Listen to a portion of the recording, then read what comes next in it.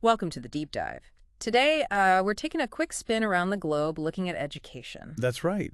We've got this really interesting collection of info on how different countries, the US, UK, France, Germany, several in Asia, and Finland, how they all handle schooling. Yeah, it's pretty amazing. Our mission really is to pull out the key differences, the structures, what's taught, how it's all tested, just to give you a clearer picture fast. Exactly. There. Because the approaches are just worlds apart sometimes. Okay, so let's dive in. Structure first. Yeah. Most of us know the US system, right?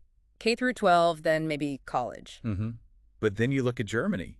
They often split kids off around age 10. Man, wow, that's really. Yeah, into different school types like the gymnasium for the university track and others. It's quite structured. And the UK, that's different again, isn't it? Primary, then secondary. Right. And it leads up to A levels, where students specialize quite a bit, usually just 3 or 4 subjects around age 16, 17. Which is a big contrast to the U.S. high school, which stays pretty broad for longer. Definitely. And France. They've got a national curriculum. Everyone learns basically the same thing. Very standardized, very academic. Interesting. And curriculum content varies a lot too, I suppose. Oh, for sure. We see a real, strong focus on math and science in places like Japan and China. Big emphasis there. But then Finland swings the other way. Sort of, yeah. They talk a lot about life skills, student well-being alongside academics. It's a more holistic view, maybe. It makes you think about what different societies value, doesn't it? Absolutely. And that comes through in testing, too, how they assess learning. Right. The U.S. uses a continuous assessment, grades on homework, projects, tests all along. Bits and pieces adding up, whereas the UK puts a huge weight on final exams. Those A levels are critical. And France has the baccalaureate, right? That big comprehensive exam. Exactly. Covers a whole range of subjects. It's the main ticket to university for most. Okay, talk about pressure points, though. Japan and South Korea, those entrance exams sound intense. They really are. The Singung in South Korea basically shuts the country down for a day. And China's Gaokao is notoriously difficult. These are incredibly high-stakes tests. Wow. Which is, again, so different from Finland. They barely use standardized tests until the very end, is that right? Pretty much, yeah. Very little emphasis on that kind of high-pressure testing, especially in earlier years. So culture obviously plays a huge role in all this. Without a doubt. Think about the Juku, the cram schools in Japan, or the Hagwons in South Korea. They're everywhere. Why are these so common?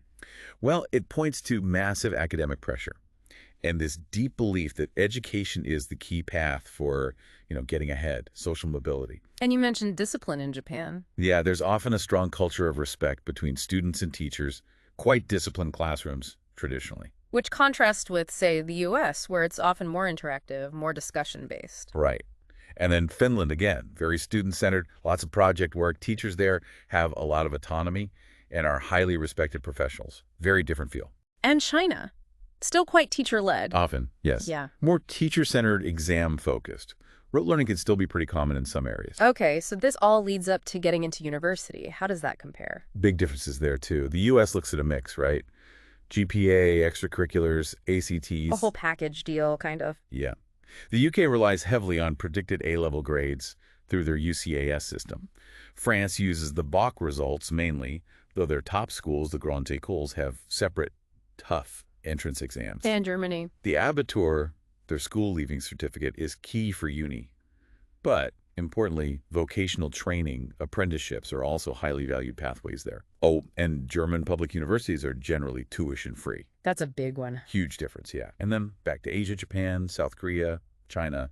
Those competitive entrance exam scores are just paramount for getting into top universities. So wrapping this up, the sheer diversity is staggering. It really is. You look across these systems, and there's just no single right way to do education. Each approach reflects the country's culture, its history, its priorities. Strengths and weaknesses in all of them, I guess. Definitely. This quick look really just highlights that incredible variety in how nations think about learning and preparing their kids for the future. So a final thought for you listening.